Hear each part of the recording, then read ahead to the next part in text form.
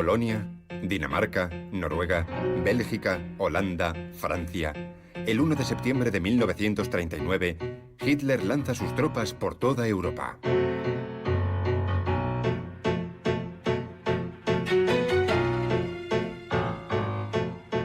Entre toneladas de acero blindado, los Panzers llevan un manual de instrucciones del carro de combate para los hombres de la tripulación. Ese pequeño libro ilustrado proclama en su última página: por cada proyectil que disparas, tu padre ha pagado 100 marcos imperiales en impuestos. Tu madre ha trabajado una semana en la fábrica. Los trenes han recorrido 10.000 kilómetros. El tanque ha costado, todo incluido, 800.000 marcos imperiales y 300.000 horas de trabajo. 30.000 personas donaron una semana de sueldo. 6.000 personas trabajaron una semana para que tú pudieras tener un carro de combate. Hombres del tanque, todos han trabajado para vosotros. Pensad en lo que tenéis en vuestras manos.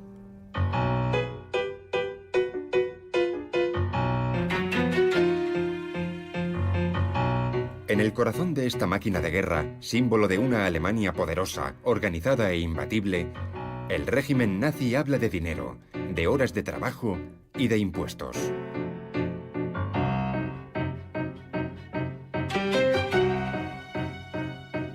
Las ideas nacionalsocialistas tienen un precio.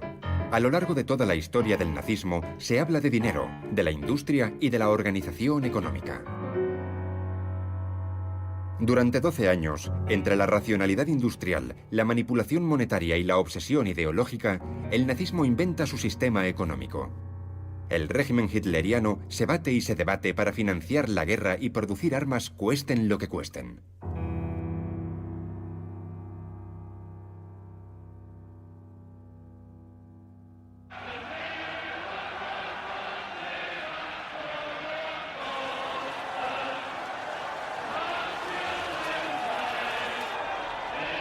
Hitler llega al poder el 30 de enero de 1933. El 3 de febrero expone ante el Estado Mayor del Ejército sus intenciones bélicas.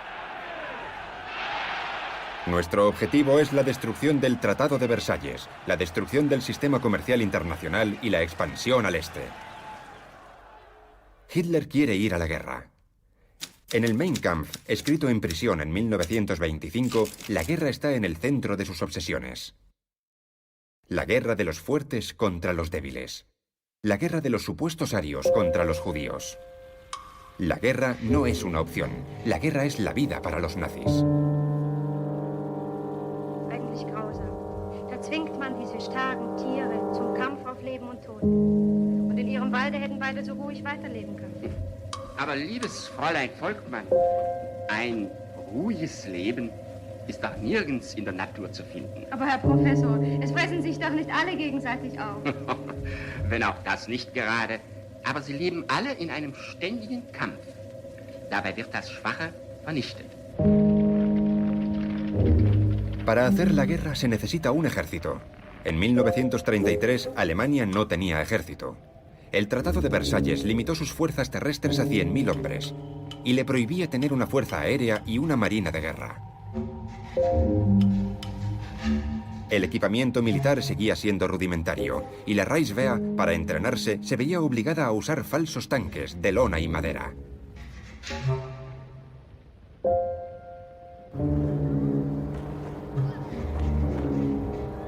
Hitler decide rápidamente reconstruir un ejército. Para hacerlo necesita dinero. Alemania, arruinada por años de crisis, no lo tiene. La Alemania de los años 30 tenía un nivel de vida similar al de Sudáfrica o al de Irán actuales. Era un país de ingresos bajos y medios, en el que se podían ver automóviles, carreteras y una industria moderna, y al mismo tiempo campesinos con arados de madera tirados por caballos.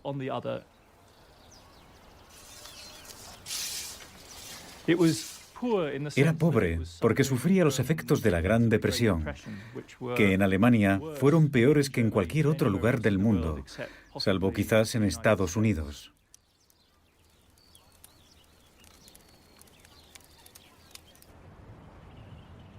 Fue una crisis global. La agricultura, los bancos, las industrias, todos los sectores sufrieron. 6 millones de personas desempleadas.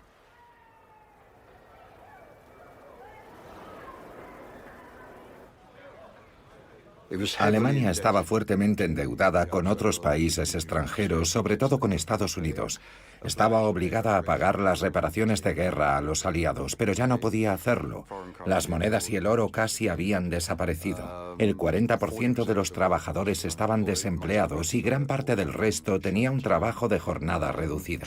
Entre 1929 y 1933 el comercio cayó más de la mitad y la producción industrial se desplomó al nivel de la década de 1890.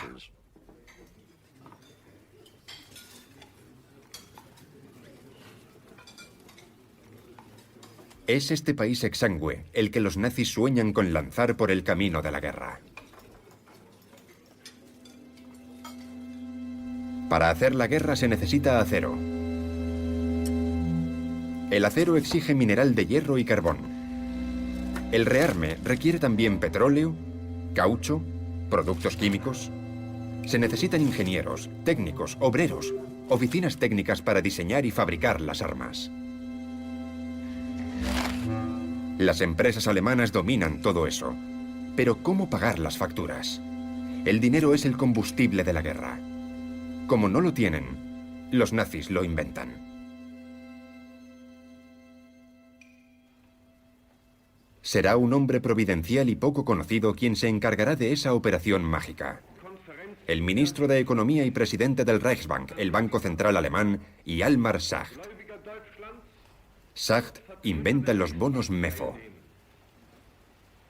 Hjalmar Schacht estaba considerado el mago de las finanzas alemanas, un hombre que podía crear dinero como por arte de magia. Se había ganado esa reputación combatiendo la hiperinflación de la década de 1920. Pero en 1934 Schacht dijo: muy bien, si queremos rearmarnos tenemos que encontrar un mecanismo especial, porque el rearme era ilegal según el Tratado de Versalles, y se suponía que no podían hacerlo. Schacht tuvo entonces la idea de crear bonos de una sociedad ficticia. Esos bonos MEFO los emitía esa empresa ficticia, que en realidad era una pantalla para que el mundo exterior no pudiera ver lo que pasaba.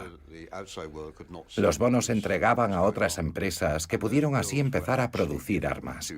Era una especie de moneda que se podría cambiar posteriormente, cuando el gobierno estuviera en condiciones de devolver el dinero.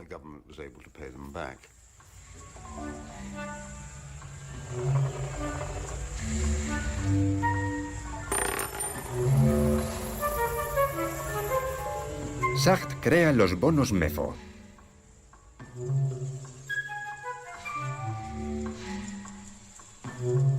La MEFO es una sociedad pantalla con un capital de 1 millón de marcos imperiales proporcionados por Krupp, Siemens y otros grandes nombres de la industria metalúrgica alemana.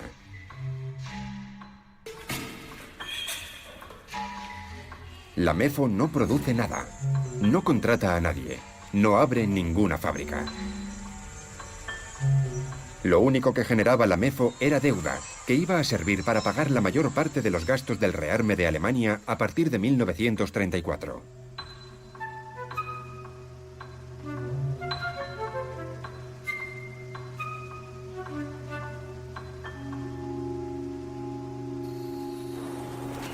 De hecho, a todas las empresas a las que el régimen nazi encarga los bienes necesarios para el rearme, no se les paga en Reichsmarks, la moneda oficial alemana, sino en pagarés emitidos por MEFO. Esos pagarés están garantizados por el Estado, inspiran confianza, sirven como moneda de cambio entre los industriales del armamento para pagar sus facturas.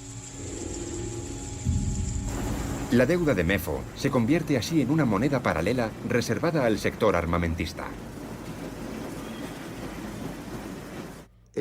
Fue un sistema muy inteligente, ya que por una parte restablecía la confianza y por la otra sirvió para ocultar el rearme al mundo exterior, que no podía ver lo que estaba pasando. Y además el gobierno no tenía que pagar el rearme durante algunos años. Ese mecanismo evitó el riesgo de inflación monetaria y los problemas que Alemania había sufrido en los años posteriores a la Primera Guerra Mundial. Pero como Hjalmar Schacht prometía desde el Reichsbank cambiar esas deudas por efectivo con una tasa de interés muy baja, era en realidad como si estuviera emitiendo efectivo. Y ese fue, sin duda, un medio muy eficaz para proporcionar liquidez a la industria armamentística, la liquidez que necesitaba para relanzar la producción a partir de 1933.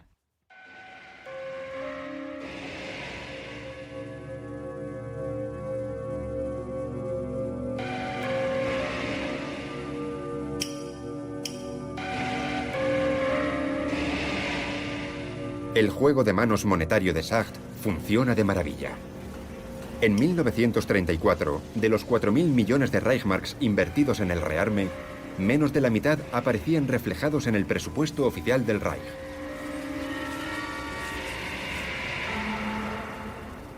Es el comienzo de un crecimiento increíble. El rearme relanza la economía y libera a los alemanes de un largo periodo de crisis y de incertidumbre.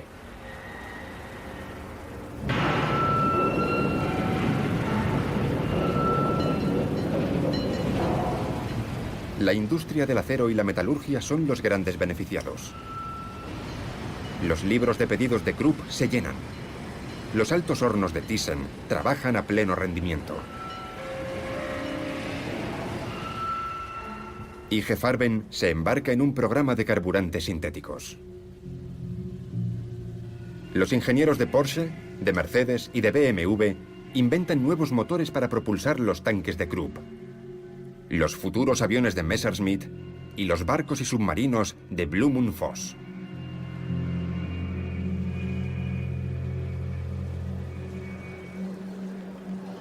El mundo de la industria y el mundo nazi se alían.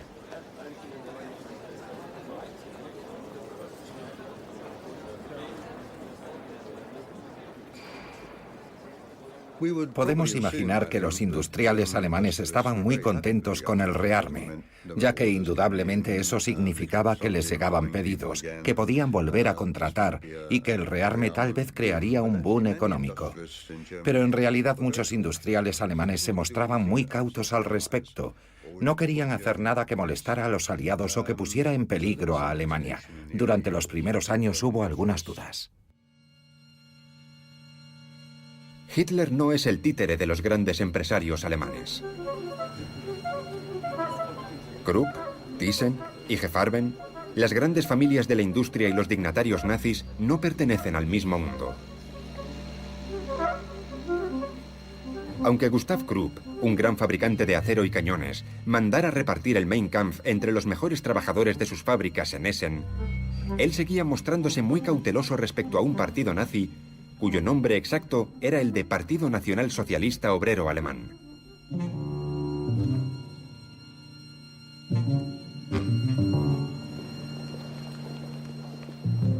Los empresarios desconfían de la dimensión social del régimen. Pronto se tranquilizan. Hitler no es un rojo.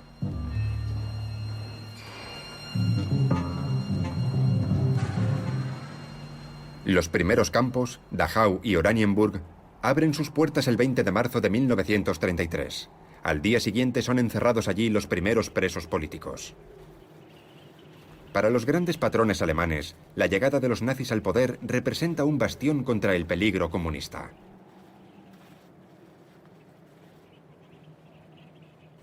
Entre 1933 y 1934, cuando tiene lugar el alistamiento, las medidas más contundentes fueron la supresión de las libertades sindicales en mayo de 1933. Después, en las fábricas se introdujo lo que se llamó el Führerprinzip, es decir, el principio del Führer, que es el principio de autoridad, de obediencia al líder, con un sentido de la jerarquía muy fuerte dentro de la fábrica. Eso significaba que la autoridad de la patronal se incrementaba en detrimento de los comités de empresa, que habían sido el gran logro social de la República de Weimar. El orden nazi reina. Se suprime el derecho de huelga, se congelan los salarios y se prohíben los sindicatos. Son reemplazados por el Frente Alemán del Trabajo, una organización que agrupa a todos los trabajadores. El sueño del gran capital se hace realidad.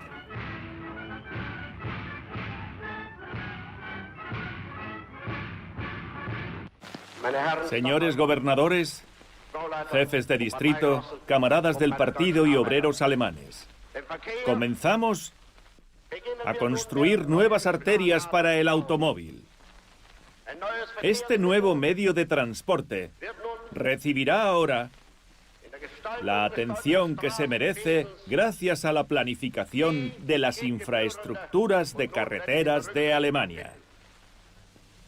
Y en menos de 6 años, una gigantesca obra será el testimonio de nuestra voluntad, de nuestro celo, de nuestro talento y de nuestra determinación.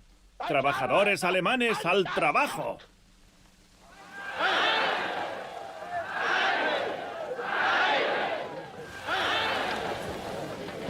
La propaganda dice, en Alemania construimos, con pala, con pico, construimos carreteras, puentes y viviendas.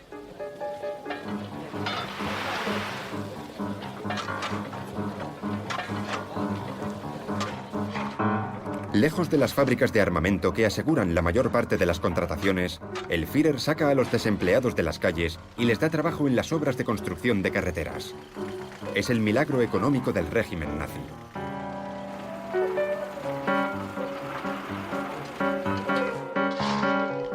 Insinuando el sueño de una sociedad de ocio y consumo masivo al estilo estadounidense, el régimen es social. Construye viviendas para las familias alemanas y cruceros de placer para sus vacaciones.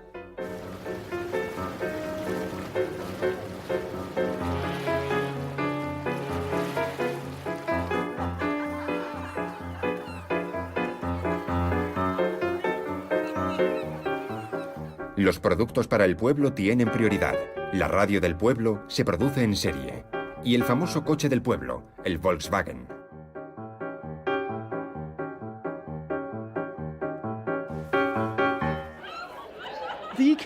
El milagro económico del régimen nazi era obviamente una idea seductora para el mismo régimen, y de hecho tenía admiradores en todo el mundo. Sus contemporáneos sentían que los nazis habían encontrado la forma de controlar, de dominar la economía y someterla a la voluntad humana y a la política. Pero el elemento engañoso es el equilibrio entre los costes y los beneficios. ¿Era un milagro, como lo sería un almuerzo totalmente gratuito? Pero aquello no era un almuerzo gratuito, y menos en el caso de la Alemania nazi que en el caso del New Deal o de la URSS. Se puede observar un aumento de la actividad económica. Y es cierto que la gente era, en general, más próspera en 1938 de lo que era en 1932. Pero también se constata que la balanza de la economía se inclinó radicalmente hacia el sector del armamento. Fue la mayor reorientación de los recursos económicos y de la producción que haya conocido un Estado no socialista en tiempos de paz en los anales de la historia. El presupuesto de defensa pasó del 1% del Producto Interior Bruto al 20% en 5 años.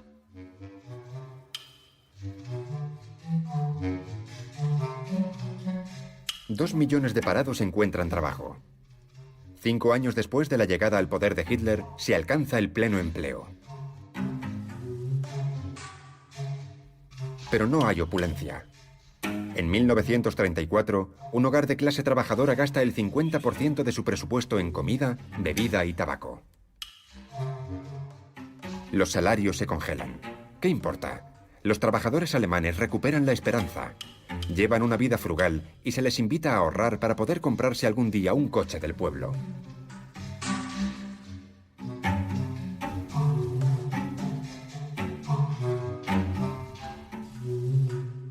Es un espejismo. Ningún alemán conducirá un Volkswagen hasta la década de 1950.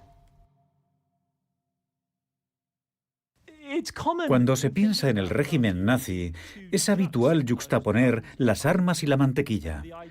La idea era que la población alemana aceptara no consumir, porque las prioridades políticas del régimen imponían el rearme. Eso es verdad. Así lo demuestran las estadísticas económicas. Pero eso no refleja hasta qué punto el rearme fue para el conjunto de la población alemana una gran satisfacción psicológica. El verdadero producto del pueblo es el ejército. Juro ante Dios obedecer al Führer del Reich y del pueblo alemán. El 16 de marzo de 1935, Hitler restablece el servicio militar. El rearme se hace visible y oficial.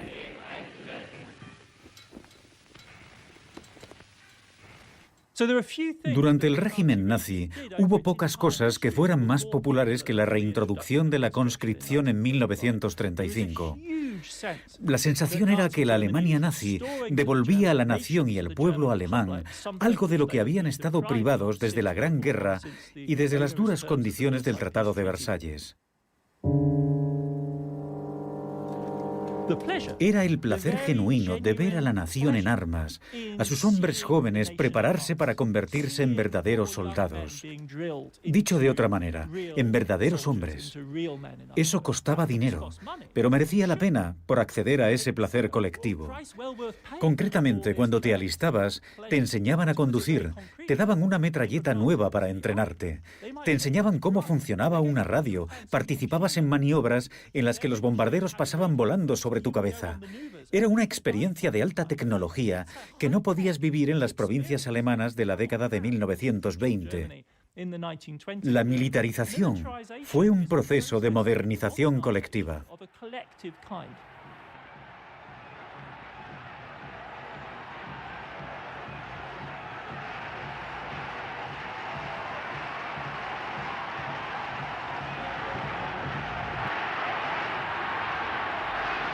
La guerra se apodera de los espíritus. El rearme se convierte en un espectáculo popular. Cada año se organizan grandes fiestas con combates simulados. El pueblo alemán descubre a su ejército, sus tanques y sus bombarderos. El nazismo reorganiza toda la economía y toda la sociedad en torno a su cosmovisión guerrera. La guerra se convierte en un espectáculo de masas.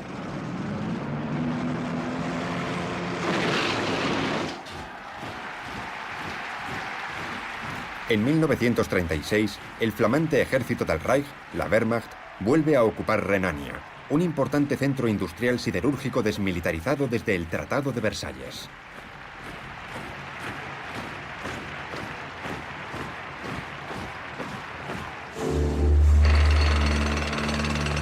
Para seguir rearmándose para la guerra, la industria necesita cada vez más materias primas. Alemania no las tiene o tiene muy pocas. Tiene que comprarlas en el extranjero. Y para pagarlas necesita oro y divisas. Dólares, francos y libras esterlinas que no tiene. Sacht se inquieta. Los bonos MEFO han reactivado la economía, pero hay que devolverlos. Es imposible continuar a ese ritmo. Es necesario ralentizar esa economía sobrecalentada y, por lo tanto, frenar el rearme y comenzar a pagar paulatinamente las deudas de la MEFO. Sacht se lo dice a Hitler.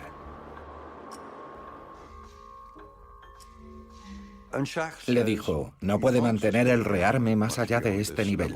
Yo estoy satisfecho con lo que hemos conseguido, pero si seguimos rearmándonos, eso creará todo tipo de problemas para la economía alemana.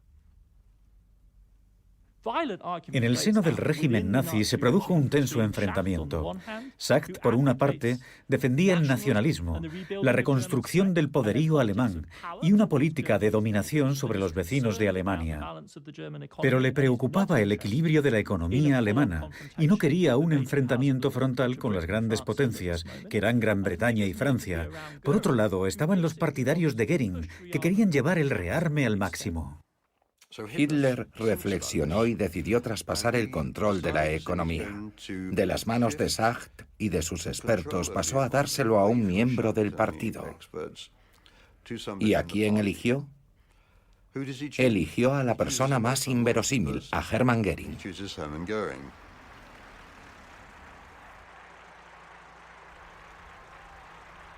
Göring, un nazi de primera hora y alto dignatario del régimen, es colocado al frente de la economía alemana para proseguir con el rearme a marchas forzadas.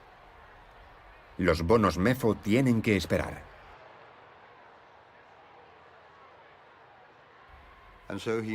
Hitler nombró a Göring jefe del segundo plan cuatrienal.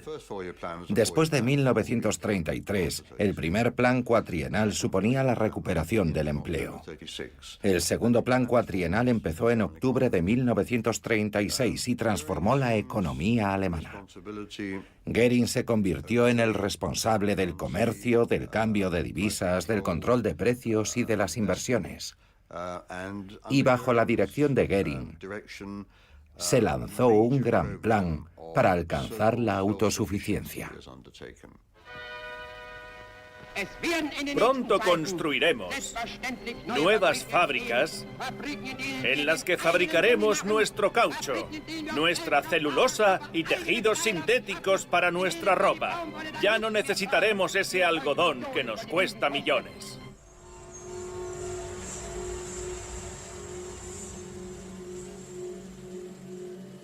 Alemania solo debe contar con sus propias fuerzas. Göring inaugura una política de autarquía y empieza creando fábricas con su nombre. El grupo Reichswerke Hermann Göring se funda en 1937 para extraer y procesar el mineral de hierro alemán de baja calidad y nada rentable de Salzgitter.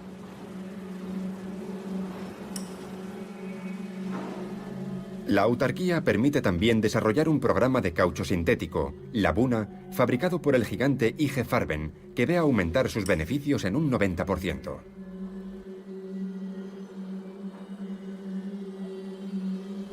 Alemania debe independizarse cuanto antes de todas las importaciones de petróleo. Las grandes inversiones públicas aceleran el programa de producción de gasolina sintética.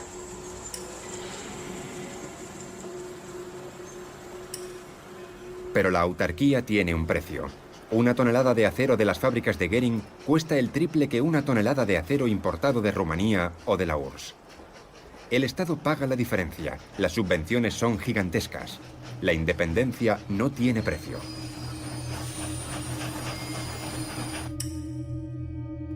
Desde un punto de vista estrictamente económico, la autarquía no es una decisión racional. La economía nazi se encierra sobre sí misma para prepararse para la guerra. En el plano económico ya se ha declarado la guerra.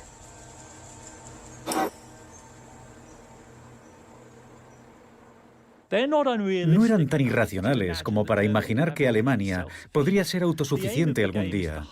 El objetivo del juego era fortalecer a Alemania para la guerra inminente y que fuera más fuerte que en la Primera Guerra Mundial.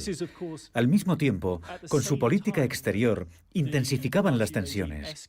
A principios del 38 tiene lugar el Anschluss, después el golpe de Estado deliberado para desmembrar Checoslovaquia en los Sudetes.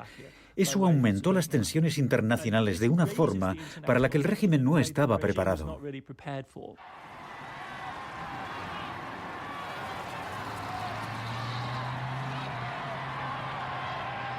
Con el Anschluss, la anexión de Austria en marzo de 1938, y después con el pogromo de la Noche de los Cristales Rotos en noviembre del mismo año, se definen los contornos de una economía específicamente nazi. Una economía que integra en su funcionamiento el antisemitismo del régimen.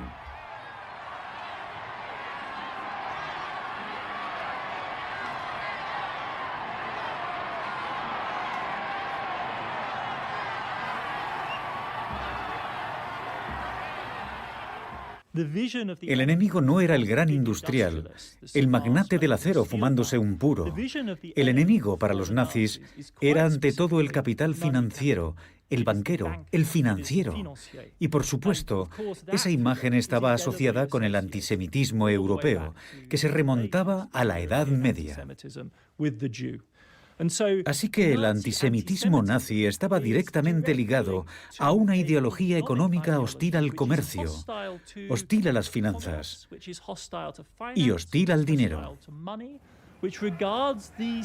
Para ellos, esos eran elementos sin vínculos, indeterminados, que no estaban anclados en el suelo de la nación y que pertenecían a una raza que era el enemigo jurado, el enemigo histórico de la raza alemana.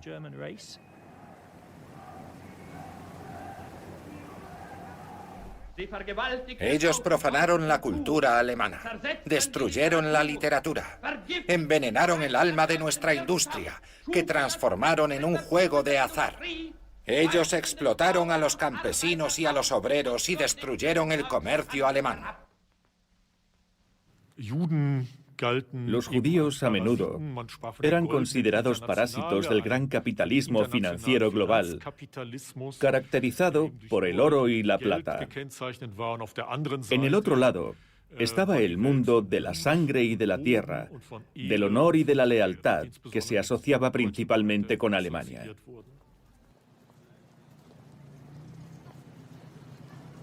En la visión nacionalsocialista del mundo, el dinero se opone a la raza, porque el intercambio monetario implica una mediación, el comercio entre los hombres. Hostiles al dinero, los nazis lo necesitan para financiar su economía.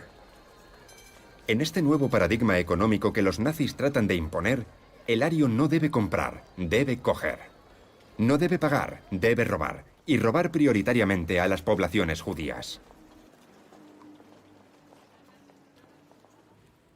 El expolio y la violencia contra los judíos son concomitantes. Se vio en Austria a partir de marzo de 1938, en el así llamado pogromo de la Noche de los Cristales Rotos, el 9 de noviembre de 1938 en Alemania. Expolio y violencia contra sus comunidades, contra las sinagogas e incluso contra los particulares.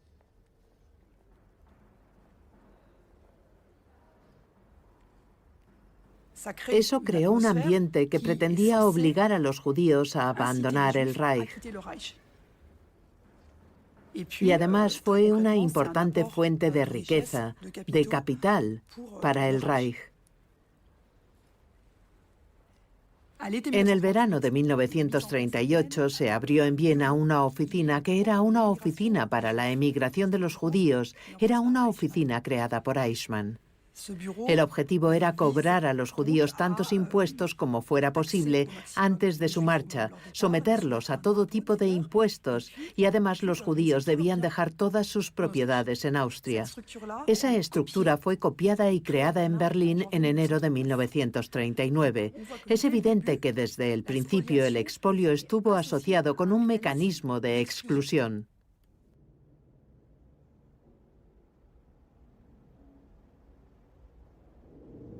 Para pagar los destrozos provocados por la Noche de los Cristales Rotos, el régimen nazi impone a la comunidad judía una cuantiosa multa. Las ventanas rotas deben ser reemplazadas. El vidrio se importa con urgencia desde Bélgica, lo que cuesta al Reichsbank 3 millones de marcos en valiosas divisas extranjeras. Göring está furioso. Incluso los altos funcionarios nazis tienen que obedecer las leyes de la economía de mercado, al menos de momento.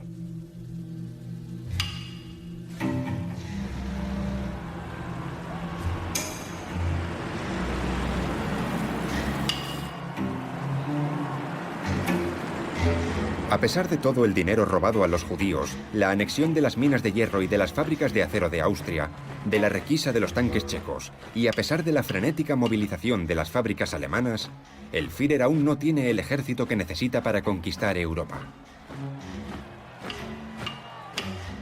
La Wehrmacht, que desfila en Berlín en 1939 con ocasión del 50 aniversario de Hitler, solo está motorizada parcialmente. El ejército desfila a caballo y en bicicleta.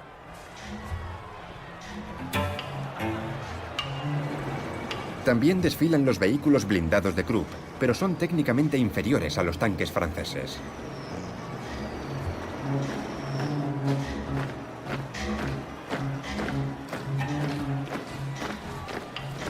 La armada solo cuenta con 5 acorazados. La fuerza aérea sigue sin tener bombarderos pesados.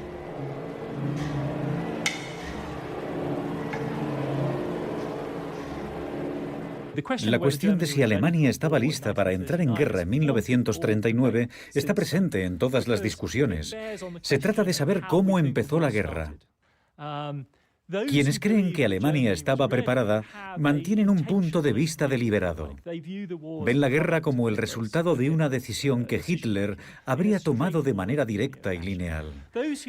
Quienes creen que la economía alemana no estaba preparada para la guerra consideran que fue el resultado de un error de cálculo.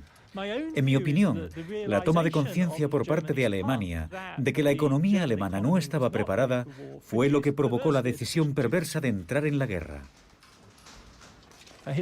Se ha acusado a Hitler de carecer de una buena comprensión de los temas económicos, de no conocer los detalles.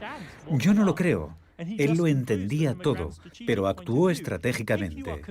Si estás decidido a ir a la guerra, si sabes que se avecina y que debe tener lugar porque tu horizonte ideológico te dice que si no la empiezas, los judíos te atacarán de una manera u otra, entonces tienes que empezar la guerra para que Alemania y la raza alemana tengan una oportunidad de sobrevivir. Y es mejor hoy, aunque los disciplinados burócratas militares prefieran terminar antes sus proyectos.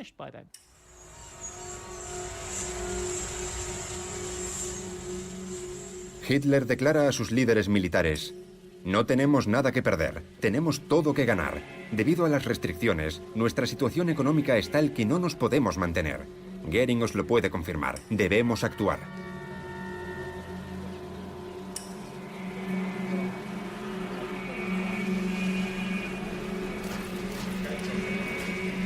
Alemania y la Unión Soviética, ante la sorpresa general, acuerdan un pacto de no agresión. El pacto germano-soviético se firma el 23 de agosto de 1939. La decisión alemana más importante fue la alianza con la Unión Soviética, el pacto Hitler-Stalin del otoño de 1939. La Unión Soviética se convertía en un aliado estratégico en la destrucción de Polonia y en la principal fuente de suministro para el esfuerzo bélico alemán, de petróleo, cereales, mineral de hierro y de los metales necesarios para la producción de acero. Ese acuerdo garantizaba los recursos necesarios para el esfuerzo de guerra alemán.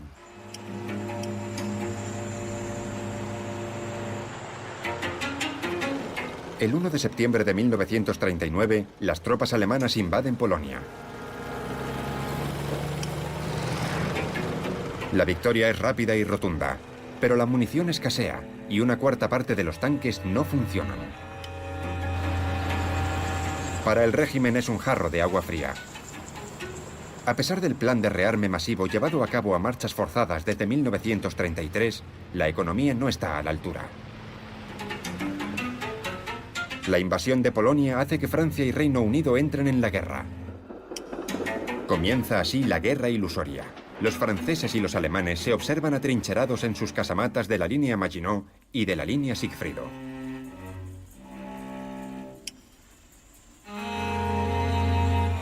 Este respiro permite a la economía de guerra nazi proceder a una intensa reorganización. Nada más estallar la guerra, quedó claro que nadie controlaba la economía de guerra. Hitler decidió que había llegado el momento de nombrar a un ministro responsable de la producción de municiones y armamento. Y eligió a Fritz Todt, un ingeniero del partido nazi que había estado al mando de la construcción de las carreteras en la década de 1930, de la construcción de las fortificaciones entre 1938 y 1940. Un hombre que tenía la plena confianza de Hitler. Fritz Todt fue nombrado ministro de municiones. Desde ese momento lo supervisaría todo y pondría orden en la economía de guerra.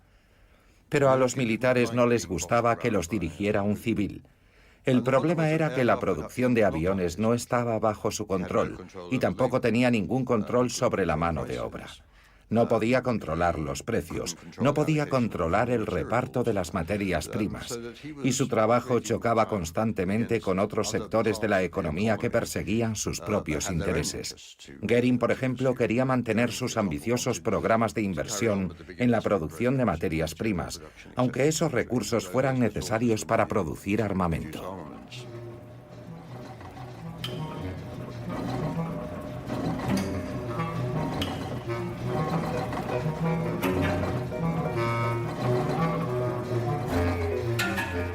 Hitler toma decisiones drásticas, sacrifica la marina y mantiene los programas de construcción de tanques, pero decide dar prioridad a las municiones y a la fuerza aérea.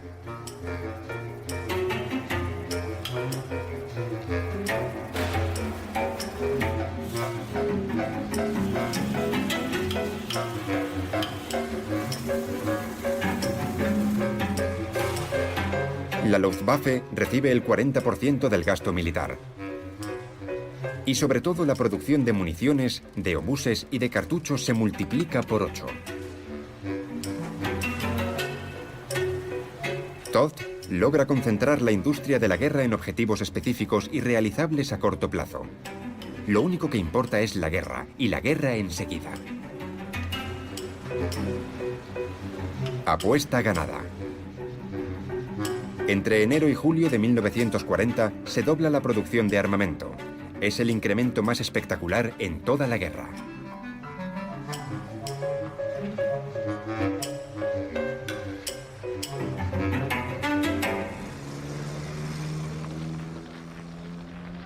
Después de Dinamarca y de Noruega, a partir de mayo de 1940, Bélgica, los Países Bajos, Luxemburgo y Francia son invadidos en pocas semanas.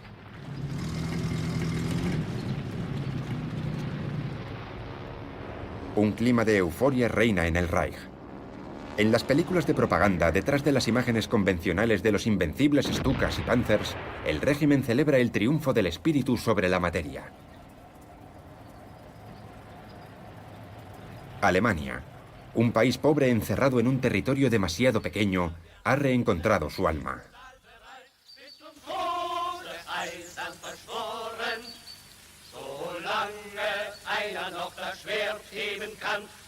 Gracias al nazismo, el país ha sabido trascender sus límites, superar la escasez de dinero y su escasez de materias primas. La economía nazi ha logrado liberarse de las contingencias materiales.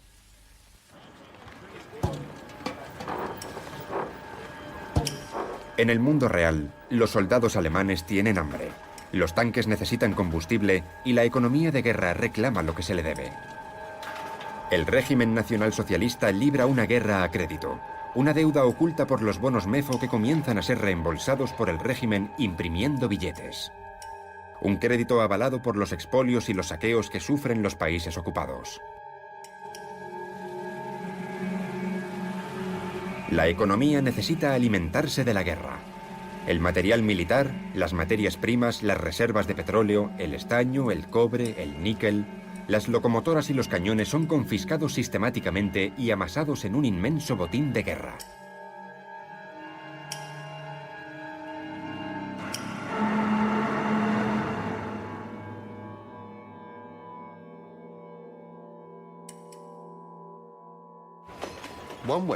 Una forma de proceder era extraer dinero de las regiones ocupadas.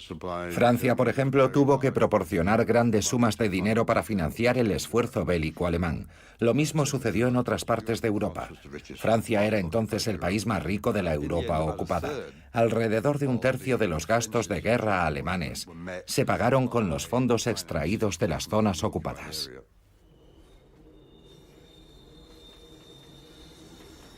El dinero, el oro, el carbón de Polonia, los cereales de Francia. En el mundo nazi que se despliega por toda Europa, el robo está por todas partes. La economía necesita el pillaje para funcionar. El soldado alemán tiene que robar para comer. La corrupción es generalizada. Cada cual se sirve a su nivel.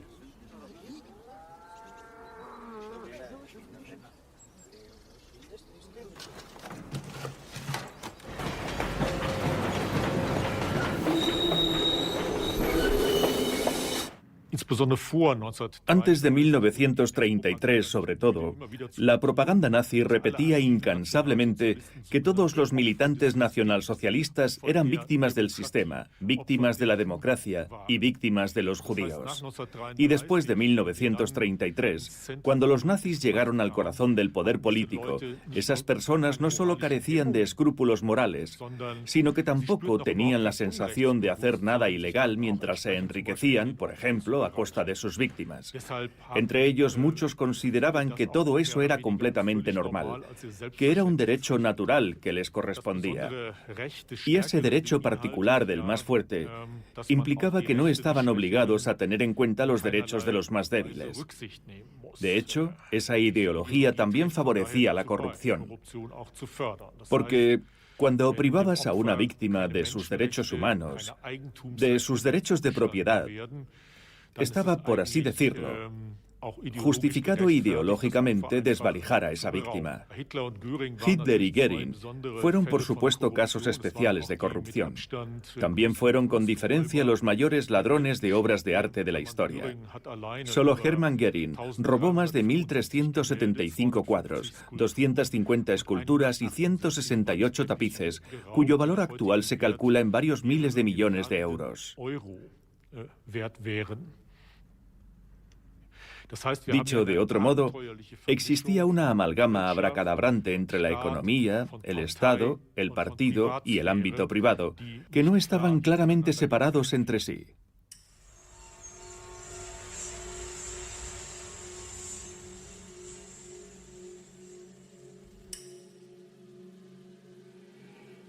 Entre la improvisación y la rapacidad, la economía de guerra alemana es un inmenso caos.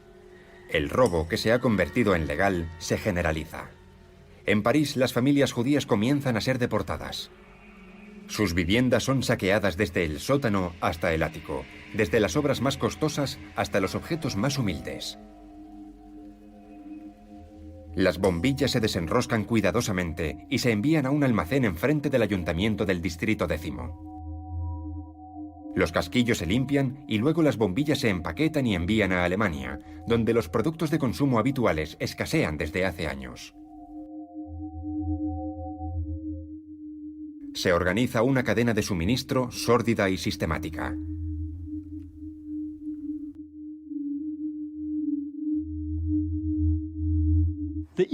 La avidez con la que saqueaban los recursos de los territorios ocupados muestra hasta qué punto se había reducido el consumo interior ya antes de la guerra y siguió cayendo después del estallido de la guerra. Los alimentos en la Alemania nacionalsocialista estaban racionados. No se podía comprar carne, mantequilla u otras cosas en cantidades ilimitadas. Pero a fin de cuentas, las raciones eran suficientes incluso para los trabajadores más físicos.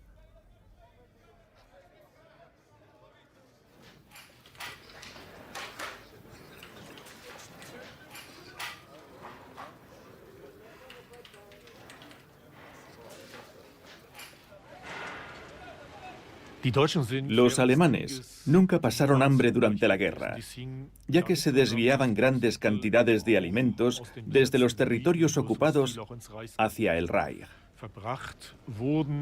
El resultado fue que, en términos materiales, la población alemana vivía a expensas de los territorios ocupados.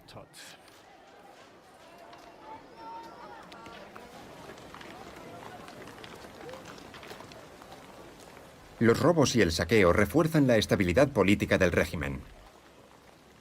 El nazismo alimenta a su pueblo. La comida permite a Hitler conservar el apoyo de los alemanes. Durante la guerra, los salarios se mantuvieron en un nivel muy aceptable. Sin embargo, había muchas cosas que resultaba imposible encontrar, incluso con dinero. Muchos productos de consumo simplemente habían dejado de fabricarse. Como resultado, los alemanes no podían hacer otra cosa con su dinero que depositarlo en el banco, en sus cuentas, donde tenían ficticiamente mucho dinero. Pero al final apenas podían comprar nada con ese dinero. Camaradas trabajadores, ahora hay menos productos que comprar, porque es necesario forjar las armas de la victoria. Vuestros ahorros son importantes para el futuro de nuestro Reich y también suponen beneficios personales para todos. Si ahorráis, seréis recompensados. El sacrificio del pueblo es esencial para aumentar la capacidad de combate de nuestro ejército.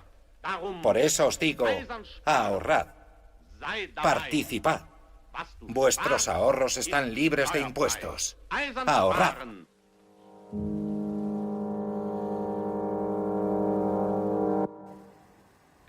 Si se observa el ciclo de la financiación de la economía de guerra nazi, vemos que a los trabajadores de guerra se les pagaba por su trabajo en las fábricas de armamento, a los soldados se les pagaba, a sus viudas se les pagaba. Existía un flujo de dinero muy importante procedente del Estado, que imprimía nuevos billetes para sostener la economía alemana. Si todo ese dinero se hubiera gastado en comprar los pocos bienes de consumo disponibles durante la guerra, ya que se dedicaba hasta el 40% del PIB al esfuerzo bélico, eso habría creado inflación. Por eso era fundamental estabilizar, congelar el poder adquisitivo. Se emitía dinero para pagar a los trabajadores, pero si impedían a la gente gastarlo, ese dinero no tendría ningún efecto sobre los precios, y para eso era necesario que mantuvieran su confianza en el sistema.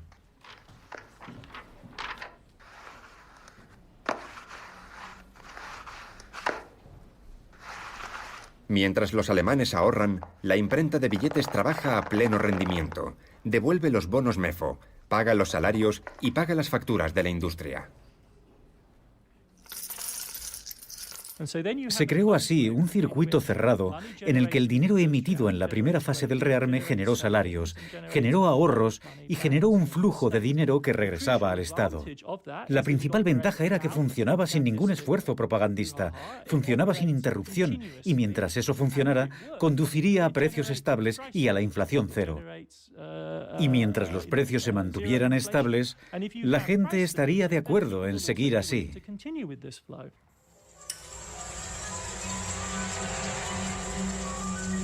La economía nazi es voraz. Los ahorros de los alemanes, los saqueos y expolios en los territorios ocupados no son suficientes para mantener el esfuerzo bélico.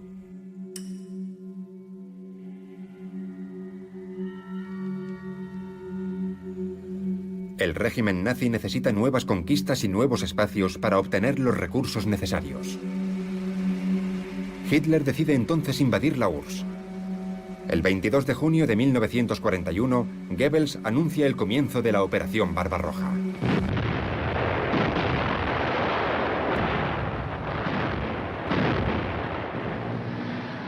Alemania rompe el pacto germano-soviético. Las tropas alemanas entran en la URSS.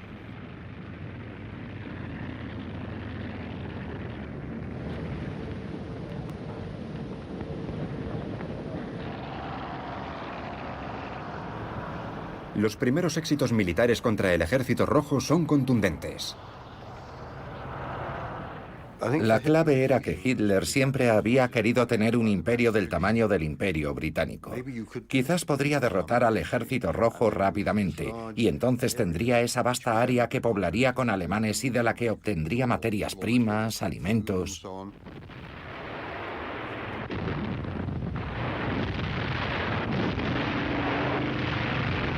En la primavera de 1941, el Tercer Reich libra 3 guerras. Una guerra contra la URSS, una guerra contra el Reino Unido apoyado por Estados Unidos y una guerra racial. La violencia genocida nazi contra las poblaciones judías se desata en los territorios invadidos del este, en Polonia y en Ucrania.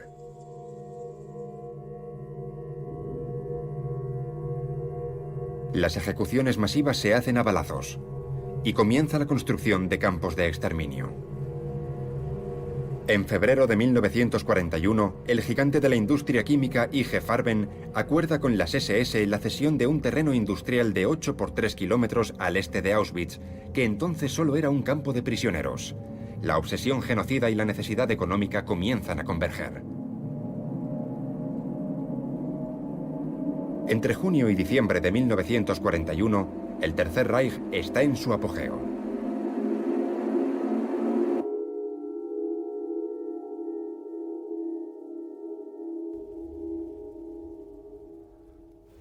En ese momento, Hitler creía realmente que el imperio que había imaginado se haría realidad. Así que le pidió a Himmler y a un grupo de académicos de las SS cercanos a él que prepararan un plan para el nuevo y vasto imperio alemán. Himmler elaboró un plan, el Plan General Ost, el Plan General para el Este. El objetivo era encontrar la manera de cambiar por completo la geografía de esa región, de expulsar de ella a todos los eslavos o a una gran cantidad de eslavos, y que los que permanecieran se convirtieran en trabajadores forzados como en una colonia, Luego traerían empresas alemanas que utilizarían los recursos y las materias primas soviéticas. En ese espacio de colonización y lucha, los nazis planificaron con mucha precisión el desplazamiento de millones de colonos alemanes procedentes de regiones superpobladas del sur de Alemania, como por ejemplo de Renania, donde sobrevivían granjas muy pequeñas con recursos miserables. También querían establecer allí grupos étnicos alemanes, que en ese momento estaban repartidos por toda Europa del Este y darles nuevas granjas.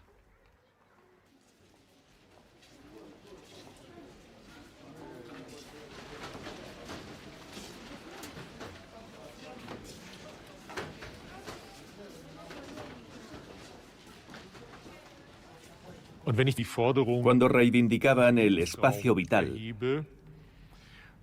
eso en realidad significaba que los millones de personas que vivían en ese espacio vital iban a perder cualquier derecho para vivir en ese espacio, al igual que iban a perder todos sus bienes. Esta ideología del espacio vital, que se encontraba en el centro de la ideología nazi, estaba inevitablemente ligada al robo, y es imposible disociarla del robo.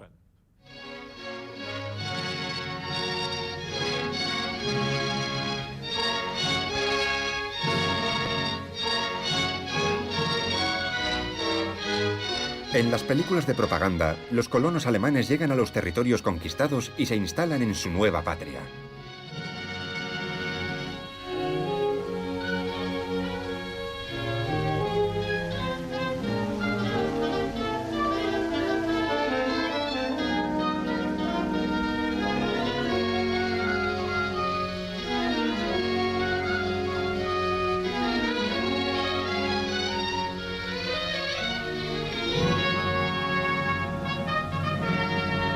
Wir haben nun ein halbes Jahr zusammen gearbeitet.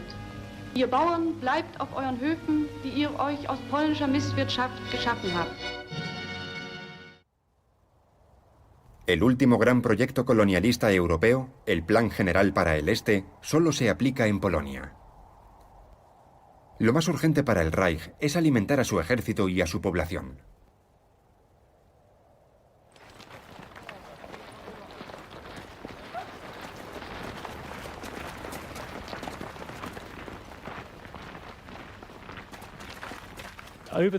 Debían alimentar a más de 3 millones de soldados y 600.000 caballos.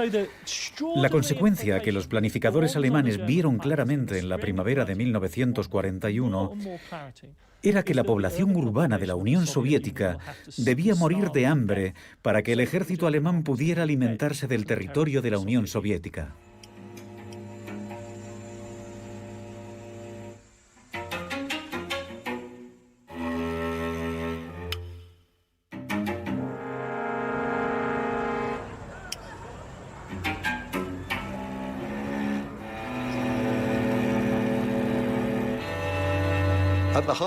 En el centro del Plan General Ost estaba el Plan Hambre, la idea de que la región conquistada por Alemania estaba llena de bocas inútiles.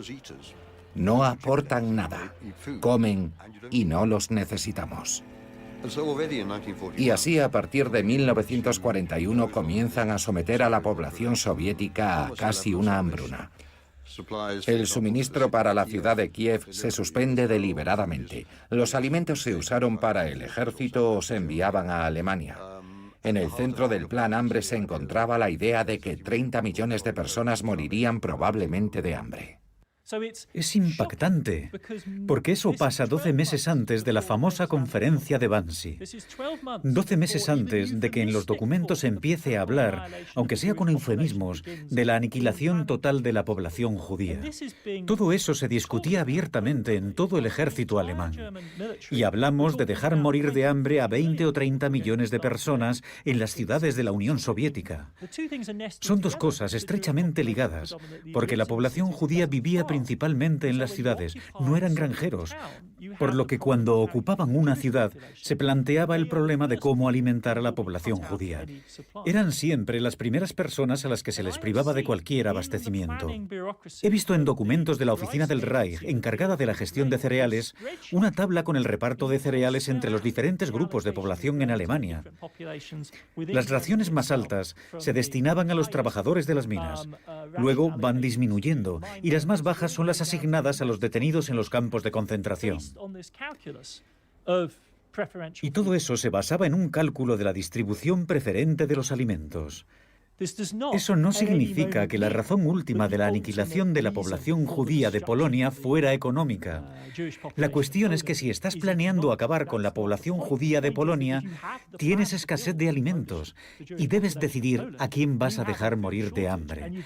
Entonces vas más allá de la decisión de matar de hambre a la población urbana de la URSS y comienzas a acelerar deliberadamente el proceso.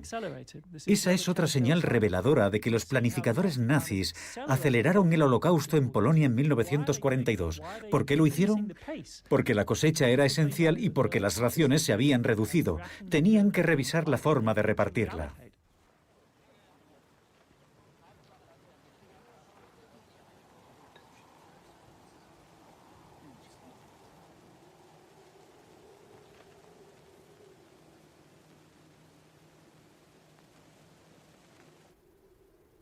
Herbert Backe es uno de los principales responsables del Plan del Hambre. Ministro de Agricultura, es un tecnócrata y un nazi radical. Con hombres como Backe, los métodos de planificación de la economía moderna se ponen al servicio de las obsesiones genocidas del régimen.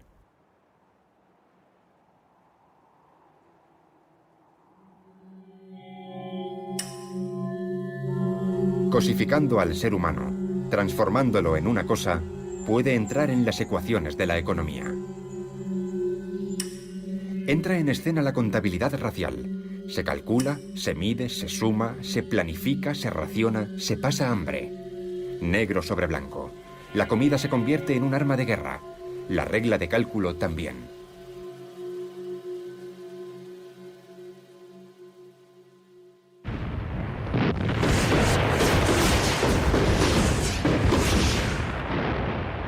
A partir del otoño de 1941, el Ejército Rojo resiste. Tras el ataque japonés contra Pearl Harbor, Estados Unidos entra en la guerra. Alemania se enfrenta a una larga guerra.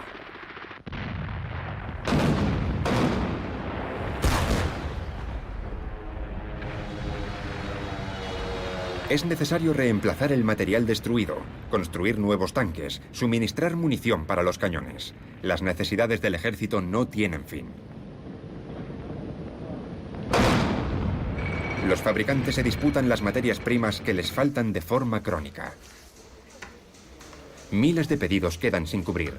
Militares, ingenieros, planificadores y funcionarios. Nadie sabe qué hacer.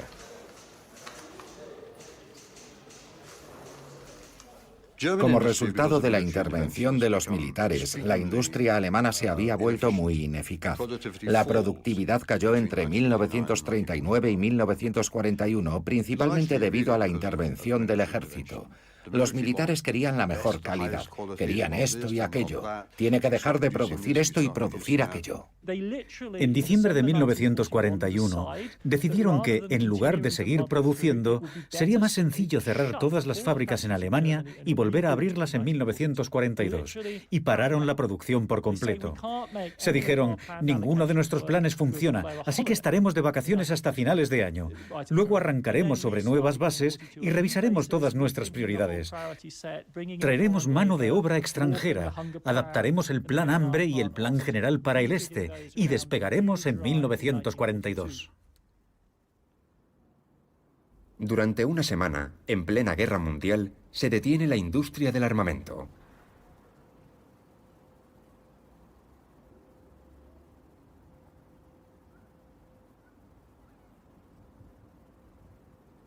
A fuerza de los objetivos desmesurados de los planes, de exhortaciones ideológicas, a fuerza de improvisación y de presiones, a fuerza de corrupción y de expolio, la economía de guerra alemana se ha convertido en un gigantesco caos.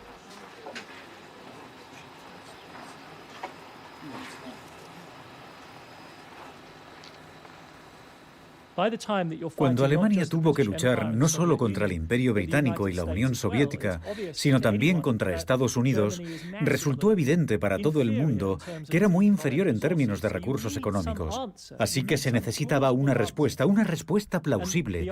Y la respuesta fue la racionalización. Haremos más con la misma cantidad. En diciembre de 1941, Hitler aprobó el decreto de racionalización. Decía, todo debe simplificarse, debemos dejar de exigir las mejores armas. Es necesario avanzar hacia la producción en masa como lo están haciendo los estadounidenses y los rusos.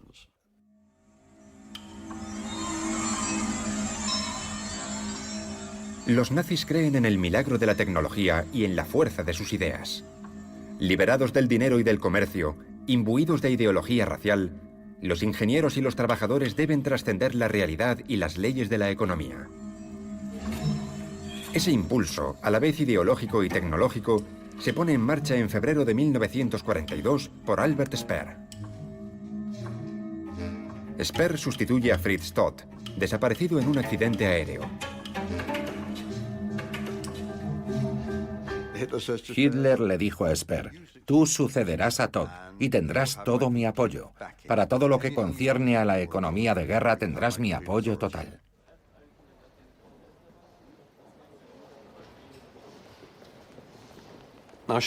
Speer no sabía realmente cómo dirigir una economía de guerra, así que cogió todos los planes que Todt había elaborado y empezó a ponerlos en práctica.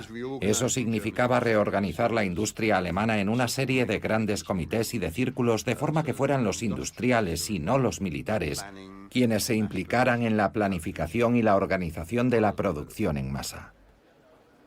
Speer creó una agencia central de planificación integrada principalmente por civiles. Ellos eran los encargados de redistribuir las materias primas, el carbón, el hierro, el acero o el aluminio, y de enviarlas allí donde se necesitaban.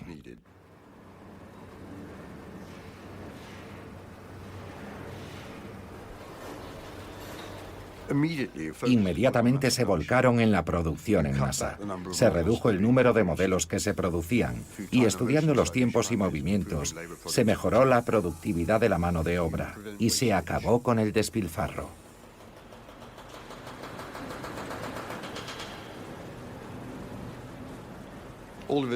En 1944, Alemania fabricó el triple de armas usando solo entre un 20 y un 30% más de materiales y de mano de obra. Entre 1942 y 1944 se produjo una revolución extraordinaria de la productividad de la economía de guerra alemana.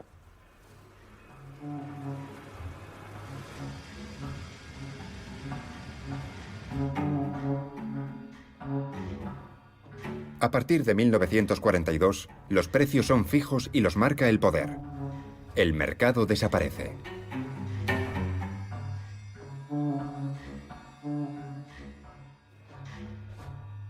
Los altos mandos nazis tratan directamente con ingenieros como Ferdinand Porsche, el destacado inventor de motores automotrices responsable de los nuevos programas de tanques.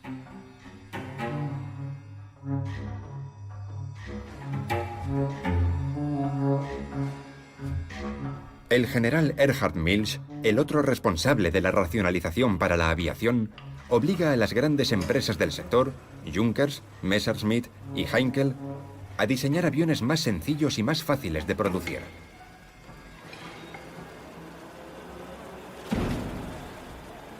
Entre los inicios de 1942 y de 1943, Milch consigue doblar la producción mensual de aviones sin consumir más aluminio. Su fórmula, racionalizar y explotar a cientos de miles de trabajadores forzados. A finales de mayo de 1943, la producción de armamento aumenta un 120% en comparación con la de febrero de 1942.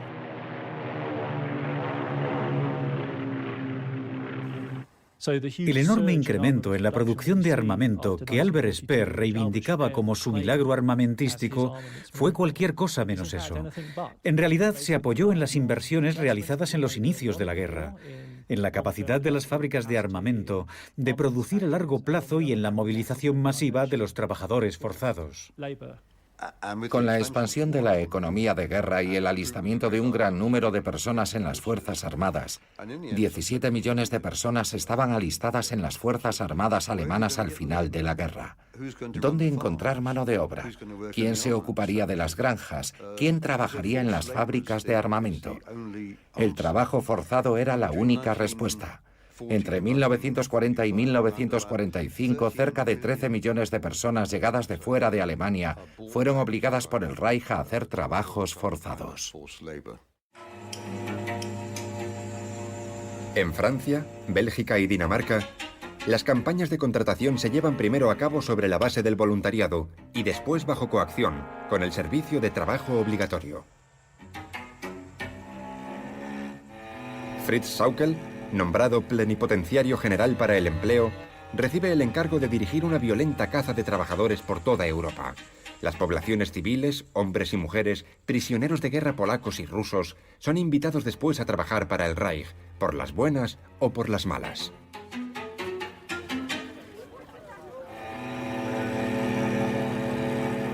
Los eslavos son los más maltratados.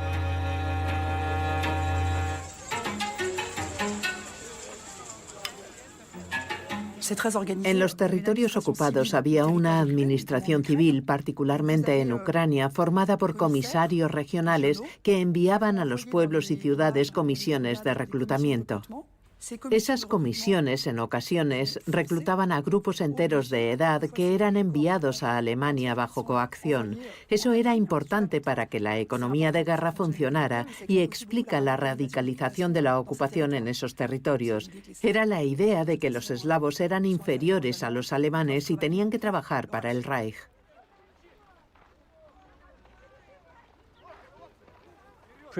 Prisioneros de guerra, civiles reclutados forzosamente, hombres y mujeres reclutados en Ucrania, voluntarios de Italia, del Benelux y de Francia, todos eran absorbidos por la maquinaria industrial alemana. De tal forma que entre 1944 y 1945, la composición étnica y cultural de una gran ciudad industrial en Alemania era comparable a la de hoy. Dicho de otra manera, la mano de obra alemana era en ese momento más cosmopolita de lo que es hoy.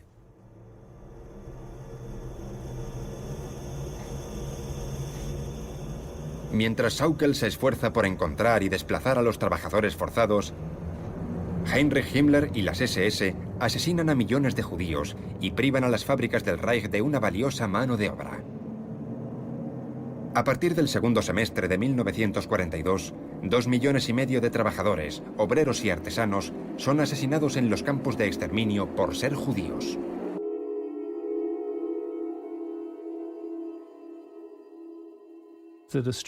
La aniquilación de 6 millones de personas, muchas de las cuales eran trabajadores altamente productivos, fue un derroche de potencial humano terrible.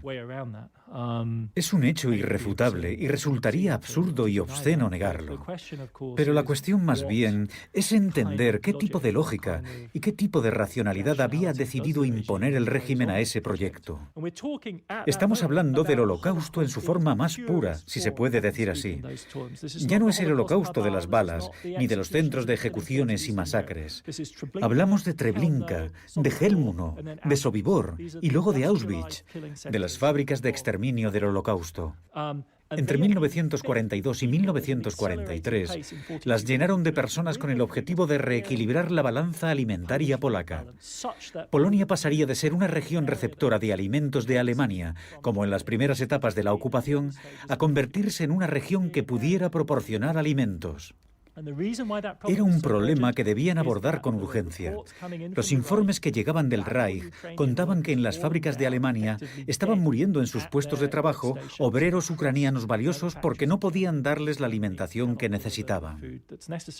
Existía, por tanto, un vínculo entre los imperativos de la economía armamentista, los imperativos del trabajo forzado y los de la alimentación. Las necesidades de la economía y las obsesiones genocidas se articulan en torno al problema de la alimentación. La muerte de judíos permite alimentar a los trabajadores esclavos que languidecen en las fábricas del Reich. La muerte se convierte en el motor de la economía nazi. Los industriales ven llegar a sus fábricas a trabajadores forzados, hambrientos y maltratados. Los gestores de Mitte Deutsche Motorenwerke, la MIMO, una empresa que fabrica motores de avión para Junker y Messerschmitt, expresan fríamente su preocupación en un informe para el Ministerio de Aviación del Reich.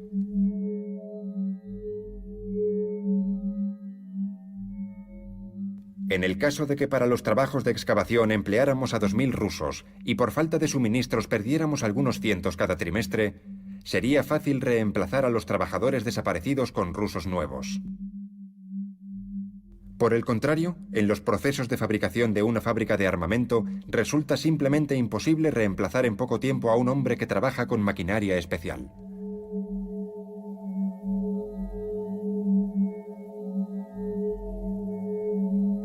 El trabajo forzoso es una solución tan brutal como rentable para la economía de guerra. En las fábricas no se sabe ya dónde empieza la ideología racial y dónde termina el cinismo de los gestores.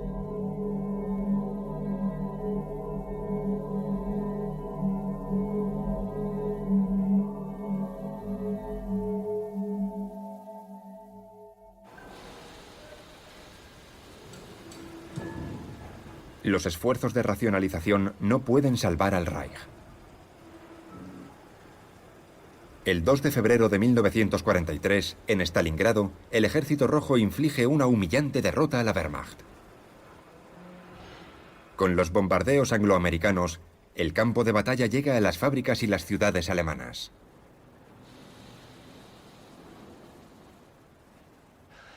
Si estudias el funcionamiento del Ministerio Speer en la primavera de 1943, cuando se intensifican los bombardeos aliados de la RAF, la Real Fuerza Aérea Británica, y comienza el bombardeo constante del Ruhr, el centro industrial de Alemania, sin ninguna duda, eso acabó con todos sus esfuerzos por aumentar la producción de armamento.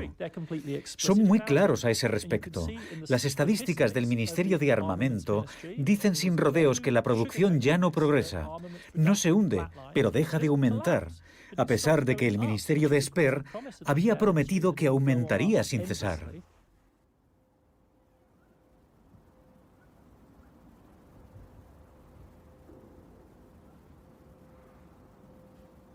El régimen de Hitler es una dictadura en permanente cambio. Ante las derrotas militares, la desorganización y la ralentización de su maquinaria económica, el régimen responde subiendo su apuesta, y en 1943 declara la guerra total. ¿Queréis una guerra total?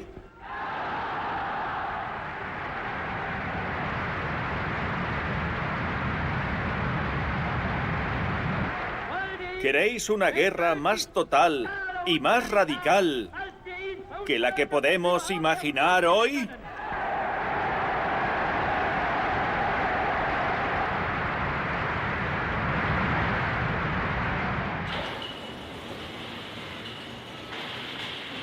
Tanto en las fábricas como en el campo de batalla, la guerra debe continuar. Detrás de los superlativos y de la escalada de la guerra total, se forja una alianza inquebrantable entre Speer y Himmler. La violencia extrema de las SS se convierte en una herramienta de control y de gestión.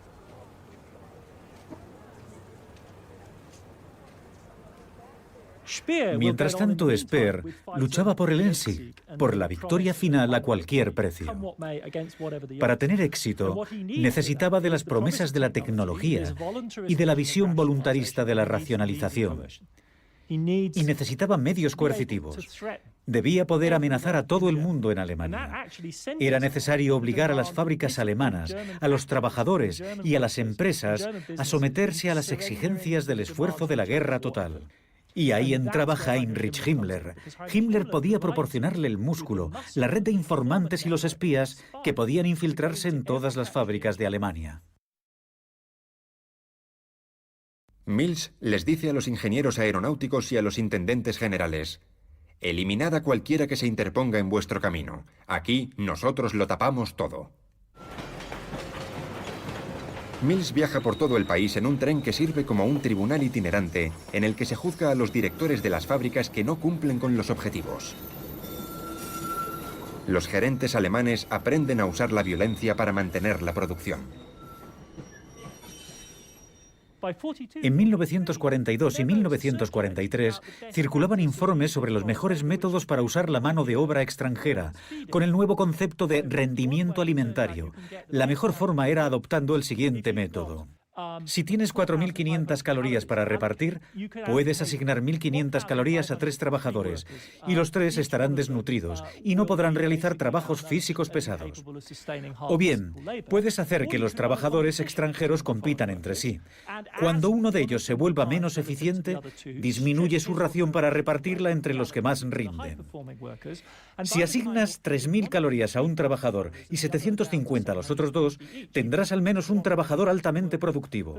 Un proceso de aprendizaje por el que los patronos alemanes se formaron en nutrición, aprendieron los conceptos básicos del metabolismo, comprendieron que era importante no alimentar a los trabajadores solo a base de sopa de remolacha y patata. También necesitaban un poco de carne, proteína, o su productividad disminuiría. El resultado fue un proceso muy cínico, que se desarrolló con la optimización y que está bien documentado en el ámbito de la dirección de la industria alemana.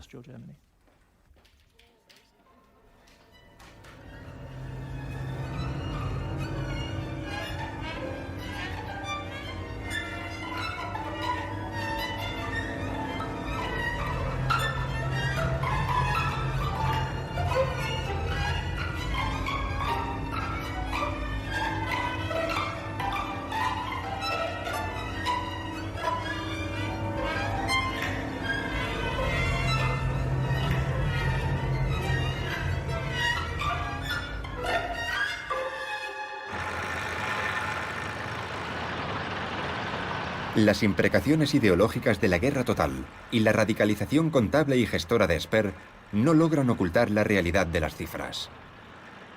La propaganda bien puede mostrar los nuevos modelos de tanques Tiger, más pesados y potentes que sus rivales estadounidenses, los tanques Lee, pero la realidad de las estadísticas de la producción industrial es categórica. En 1943 salieron 18.300 tanques de las fábricas alemanas, mientras que los aliados fabricaron 54.000. Estados Unidos, la URSS y el Reino Unido produjeron 4 veces más aviones que la Alemania nazi. Alemania ha perdido la partida.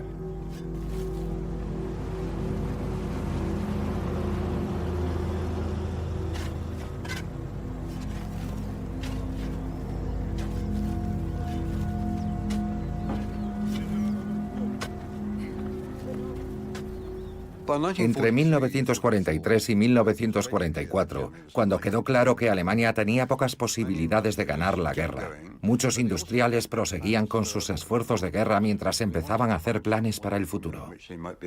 Querían encontrar el medio de volver a entrar en el mercado mundial. Así que en algunos casos empezaron a esconder sus máquinas. Las ocultaban en búnkeres para que los militares no las encontraran. Vemos cómo algunas empresas transferían su propiedad intelectual a sus sucursales en Estocolmo o Zúrich.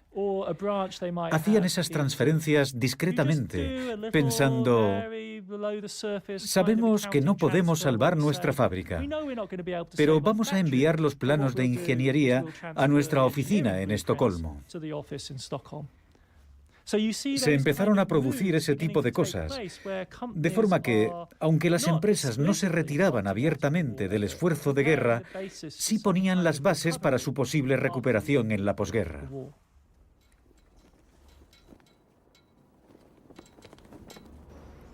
A partir del desembarco aliado en Normandía el 6 de junio de 1944, la Alemania nazi combate encarnecidamente y se derrumba.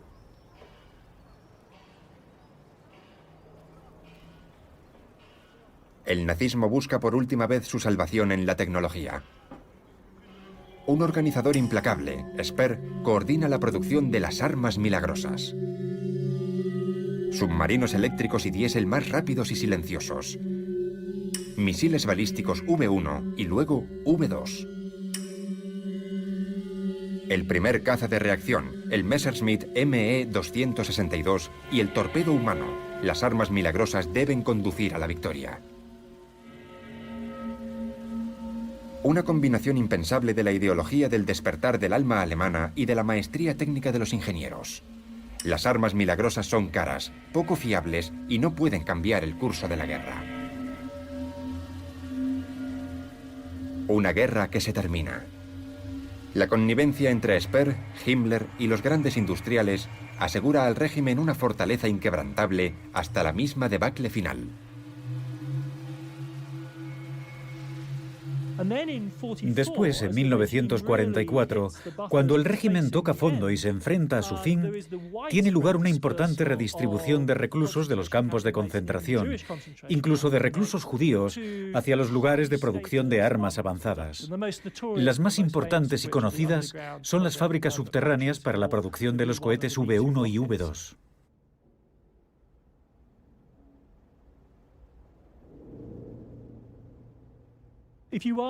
Si nos preguntamos por la lógica de este sistema, creo que tenía dos fuerzas motrices. En primer lugar, desde el punto de vista de las SS, era la aniquilación total de esa población. Y en segundo lugar, estaba el mantenimiento de la producción para el Tercer Reich en condiciones cada vez más imposibles.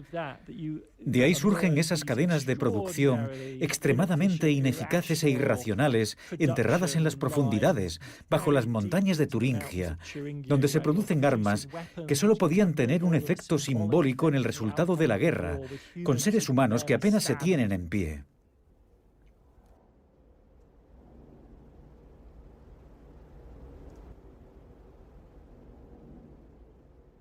En aquel momento existía una conexión real entre las etapas finales de la solución final y los últimos esfuerzos destinados a mantener la producción de armamento. Durante el verano de 1944 había una línea telefónica directa entre la rampa de Auschwitz y el centro de mando del Ministerio de Speer, donde a diario se decidía sobre el nivel de entregas de material humano que recibía Auschwitz de Hungría y sobre el número de personas que eran consideradas aptas para ser enviadas a las fábricas de alta prioridad, principalmente dedicadas a la producción para la Luftwaffe y a la producción de cohetes V-1 y V-2.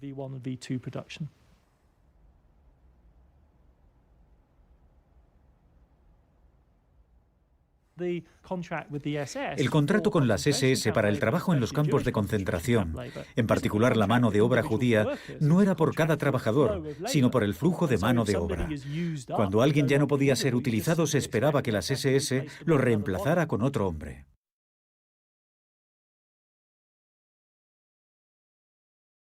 Hasta el final, el nazismo persigue su obsesión y objetivo prioritario: el asesinato en masa de los judíos de Europa. Las fábricas del Reich forman parte de ese objetivo y se convierten en instrumentos de ejecución a través del trabajo. Bajo el control de Speer, la muerte es una variable alrededor de la cual se organiza la producción. Entonces se plantea una cuestión fundamental. ¿Podemos imaginar un futuro para la población alemana después del final de la guerra? Y se tomó la decisión crucial de asignar todas las materias primas químicas disponibles para la producción de municiones, lo cual tendría un impacto desastroso, ya que no quedó nada para la producción de fertilizantes.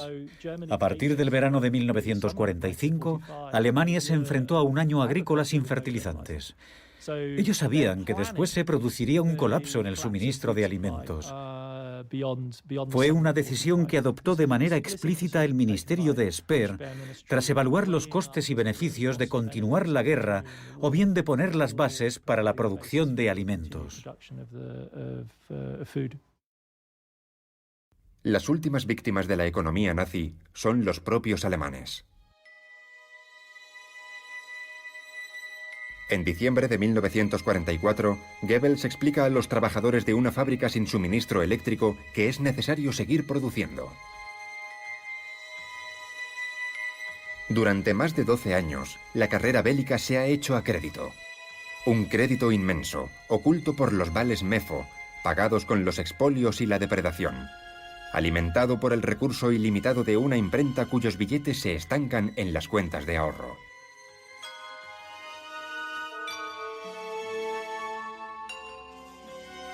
En su huida hacia adelante, el régimen arrastra a los empresarios, ingenieros, gerentes y contables. El 8 de mayo de 1945, Alemania se rinde.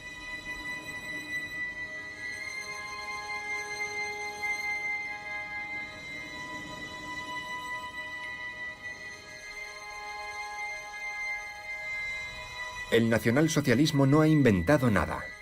El antisemitismo, el racismo, el colonialismo, los trabajos forzados.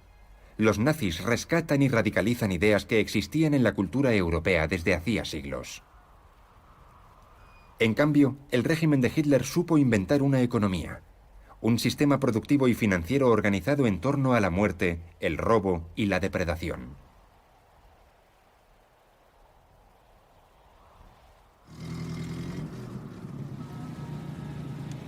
En un país ocupado por los aliados, los centenares de miles de millones de marcos del Reich impresos por el régimen nazi a lo largo de la guerra salen de las cartillas de ahorros y se esparcen por una economía parcialmente liberada.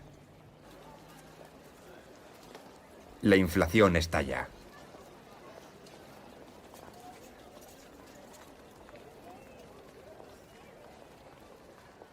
Los alemanes comprenden que es mejor arruinarse en el mercado negro para comer hoy que conservar billetes que no valdrán nada mañana.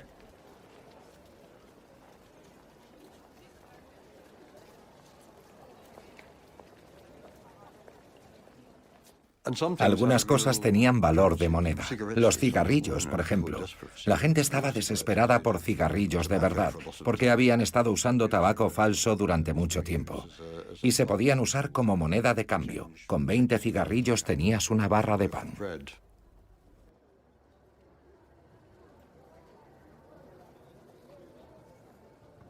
En 1945, la verdadera moneda alemana es el cigarrillo. Es una verdad muy dura de aceptar.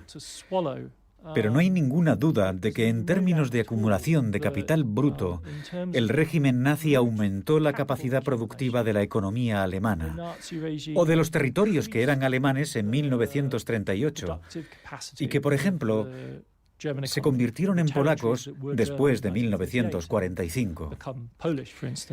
Si miramos las estimaciones relativas al capital inmovilizado, máquinas herramienta, plantas industriales que existían en 1938 y que al cabo de 10 años aún seguían allí, después de las reparaciones, del desmantelamiento, después de los bombardeos, vemos que el capital total disponible era más importante que al principio de la guerra. Gran parte de la gigantesca industria química que los nazis construyeron en Silesia, porque estaba fuera del alcance de los bombarderos aliados al inicio de la guerra, terminó formando el corazón del complejo industrial del nuevo Estado polaco después de 1945. Auschwitz formaba parte de ese complejo. La fábrica de caucho ha seguido funcionando. Hoy es una de las fábricas de caucho sintético más grandes de Europa.